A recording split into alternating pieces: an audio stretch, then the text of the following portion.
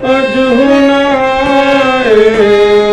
बालमा सारवी जाए जाए रे सारवी जाए। नमस्कार दोस्तों, मैं हूं राजेंद्र नागर। आज एक बार फिर आपके साथ आज मैं आपसे बात कर रहा हूं संगीत महफिलों की जान कहे जाने वाले इस हारमोनियम वाद्य यंत्र के बारे में। क्या आप जानते हैं कि इसी हारमोनियम को जो आज हम सबका इतना लोकप्रिय है, 1930 में ऑल इंडिया रेडियो ने प्रतिबंधित कर दिया था। इस पर पूरी तरह से बैन लगा दिया था। यहां तक कि 1930 में जब प्रतिबंध लगाया तो लाहौर का जो स्टूडियो था ऑल इंडिया रेडियो का, वहां से बाकायदा इसका जुलूस निकाल करके इसको बाहर अग्नि के हवाले कर दिया गया। इन सब हल्ले गुल्ले की सिर्फ दो वजह थी।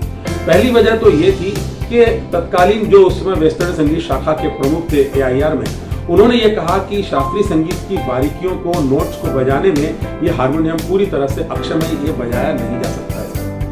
दूसरी बात, चूंकि उस समय स्वदेशी आंदोलन का दौर था, तो इस वाद्य यंत्र को, चूंकि विदेशी ये वाद्य यंत्र है, विदेशी माना जाता है, तो उस स्वदेशी आंदोलन की आंधी में ये भी उड़ गया।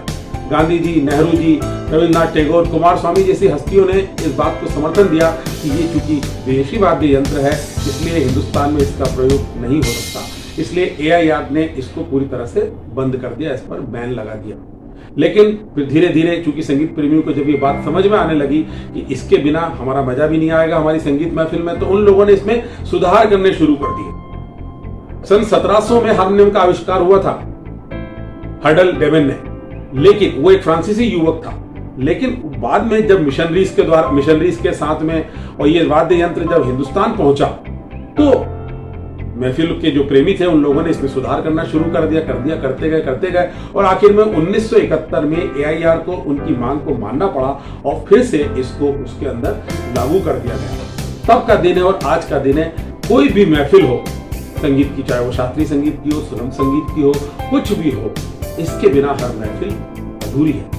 और दोस्तों, आज ये हालत है कि जितने भी संगीत प्रेमी हैं, चाहे वो बिगिनर्स हो या सीख चुके हो, इसके विद्वान हो, वो सब लोग का जो आधार यंत्र है वो यही है। सारेगामापधनिसा की शुरुआत, सीखने की शुरुआत भी हारमोनियम से ही होती है। तो दोस्तों, पुनः आपसे मुलाकात करूंगा अगले शनिवार इसी उम्मीद के साथ कि जितने भी संगीत सीखने वाले हैं, हारमोनियम को अपना आधार यंत्र जरूर माने। तब तक के लिए नमस्कार।